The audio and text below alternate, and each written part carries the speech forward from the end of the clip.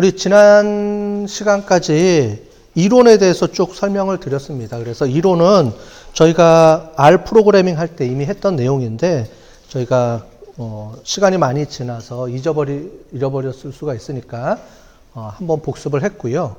자, 그 다음에 실제로 데이터를 가지고 우리가 분석을 해볼 건데 지금 우리가 했던 분석 방법은 옛날에 우리가 저기 R에서 했던 거랑 똑같이 분석이 들어가요. 그래서 한번 설명을 해드릴게요.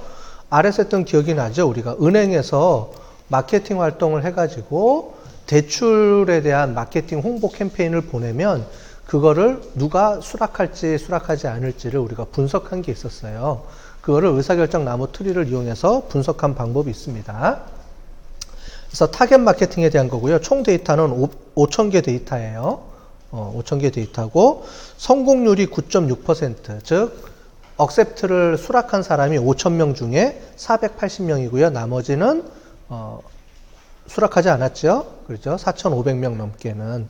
그래서 그거를 우리가 학습 데이터, 검증용 데이터로 R에서는 40% 정도를 검증용으로 테스트용으로 썼는데 여기서는 우리가 30% 정도만 써보려고 합니다. 그렇게 하고요.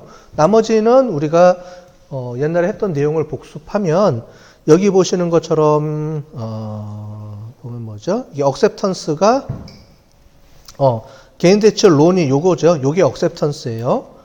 그죠? 퍼스널 론이라 그래서 이거를 억셉트 할지 말지에 대한 거를 요게 Y 변수죠. Y 변수, 결과 변수고 나머지 것들 중에서 우리가 써야 되는데 실제로 보면 요 앞에 있는 거는 연속 변수고요. 수치형 변수고요. 뒤에 있는 거는 yes, no 변수예요. 범주형 변수죠. 그래서 이 두 가지를 어떻게 처리하는지를 우리 요번에 전처리 작업하면서 한번 해볼 겁니다. 자, 됐죠? 이렇게 해서 한번 해볼 텐데, 보통은 우리가 여러 가지 우리가 여러분들이 배웠던 회계 분석이라든가 아니면 인공지능이라든가 이런 거 보면 수치형 변수는 보통 표준화 시켜서 데이터를 변환을 시켜줘야 되는데, 우리 결정나무 디시전 트리 같은 경우는 그냥 원 데이터를 그대로 넣어서 분석을 해주면 된다 그랬죠. 그래서 여기서는 굳이 이렇게 뭐 변형하거나 이런 게 없을 거고요. 아마 주로 여기 나와 있는 범주형 변수를 0과 1로 바이너리 코드로 우리가 바꿔주는 게 가변수 작업해주는 거를 우리가 조금 이따 해볼 겁니다.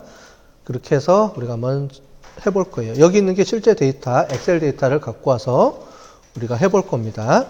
자, 그런데 기본적으로 우리가 지난 시간까지 배웠던 그 프로세스 중에서 나머지는 다 똑같은데 하나가 좀 틀려요. 추가로 되어 있는 게 있어요. 여기부터 해서 패키지 설정, 데이터 가져오기, 전처리, 훈련 데이터 분할, 모델 구축, 모델 검증까지는 지난번에 한번 다 해봤죠?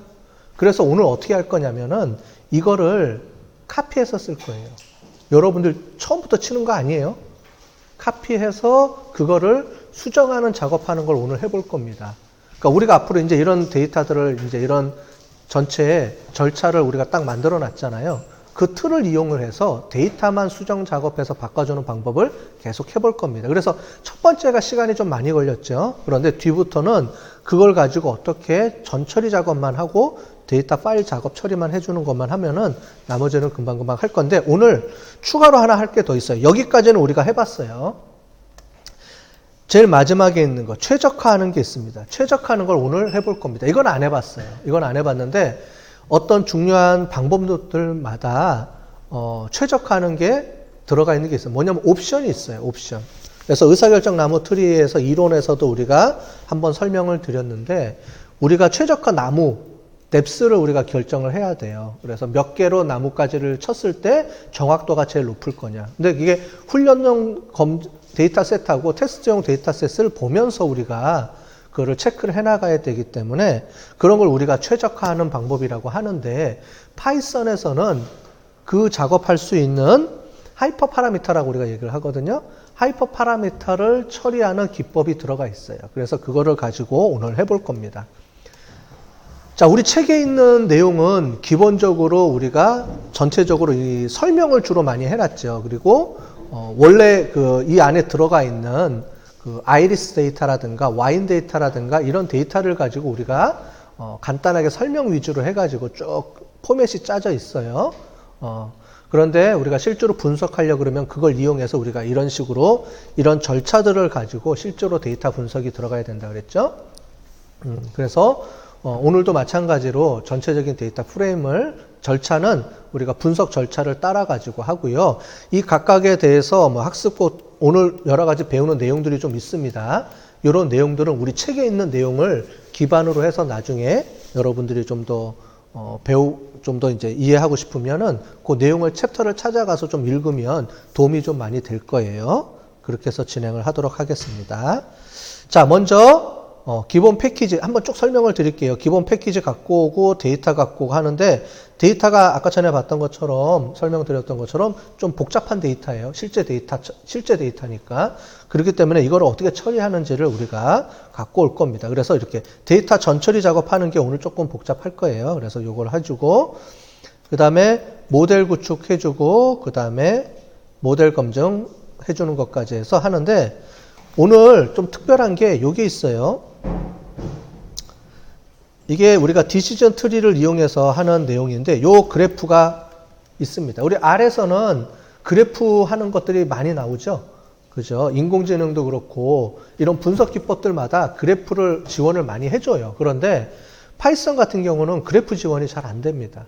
그래서 분석은 해서 주는데 그래프 지원이 잘 안 되는데 이 디시전 트리 같은 경우에는 지금 보는 것처럼 이런 그래프 그리는 툴을 누군가가 따로 개발을 해서 올려놓은 게 있어요. 그래서 나중에 이거를 설치하는 방법이 조금 복잡해요. 그래서 설치하는 방법을 오늘 어떻게 하는지 다운로드 받아갖고 설치하는 방법을 해볼 텐데 다운로드 하는 방법은 우리가 PPT로 간단하게 설명을 하고 우리 기존에 데이터 다 다운로드 받아놓은 거 있죠? 그 안에 이미 들어가 있어요. 그래서 그거를 설치하는 방법만 오늘 설명을 좀 드리려고 합니다.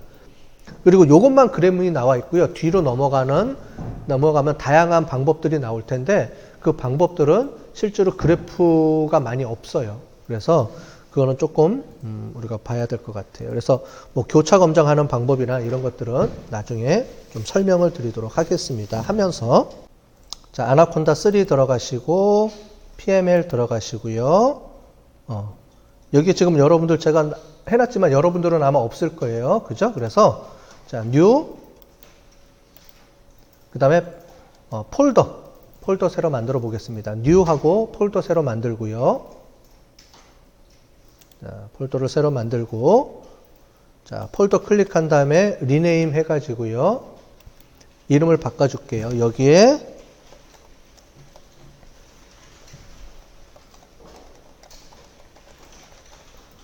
자, 챕터 4 해서 의사결정나무 이렇게 만들어주세요. 자, 저는 이미 만들어 놓은 게 있으니까 안 할게요. 저는 하고 여러분들 만들어 놓으면 여기 지금 아무것도 없죠? 네, 여기 아마 내용이 들어갈 건데 자, 중요한 거는 여러분들 여기다가 새로 만드는 게 아니에요. 새로 만드는 게 아닌데 방법이 좀 있어요. 카피해 갖고 오는 방법이 있는데 어떤 방법이 있냐면 우리 기계학습 들어가서요. 이거 따라하지 마시고 보기만 하세요. 기계학습 들어가서 얘를 클릭한 다음에 얘를 듀플리케이트 누르면은 얘가 카피가 돼요. 그럼 얘를 갖고 와서 또 복잡하게 왔다리 갔다리 해야 되니까 너무 힘들잖아요. 그래서 어떻게 하는지를 설명을 드릴게요. 자, 탐색기 들어가서요. 여기에 우리 여기 지난 시간까지 우리가 만들었던 거를 그냥 그대로 카피해 갖고 와서 여기다가 이렇게 붙여넣기만 하면 돼요. 자, 그 다음에 요거를 수정해 줄게요. 여기다가 챕터 3가 아니고요. 챕터 4 이렇게 해주고요. 여기다 뭐라고 바꿔주면 되냐면 의사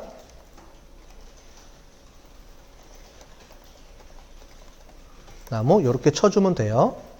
그리고 얘를 여기서 실행시키면 안 되겠죠. 당연히 우리 주피터 노트북에서 실행시켜 줘야죠. 여기서 실행시키는 게 아니고. 그래서 여러 가지 방법이 있는데 주피터 노트북에서 카피해 갖고 와서 하면 더 복잡해요. 그냥 우리가 깔끔하게 여기 들어와서 그냥 원래 우리 여기 저장되어 있는 그 폴더에 와서 그냥 카피해 갖고 오면 돼요. 그게 제일 빠르고 편하더라고요. 자, 여기까지 됐죠? 그러면 우리 기존에 그 데이터를 갖고 와야 되니까 여러분들 다운로드 받아놓은 거 있죠? 다운로드 받아놓은 데이터에서 요게 두 개가 있을 거예요. 요거 두 개. 자, 요 두 개의 데이터. 하나는 그래프 위즈라는 데이터가, 파일이 하나가 있고요. 또 하나는 유니버셜 뱅크라는 파일이 두 개가 있을 거예요. 그죠? 요 두 개를 카피해 갖고 와서요. 카피. 원래 여기다가 집어넣겠습니다. 그대로. 됐어요? 그 다음에 우리 여기 올라와서 보시면, 여기 의사결정 나무 트리에 보면 기존에 있던 게 이렇게 올라와 있는 게 보일 거예요. 그죠? 얘는 실시간으로 업데이트가 되기 때문에 여러분들 보면 우리가 파일 옮겨 놓은 게 이렇게 올라와 있죠? 보이시죠?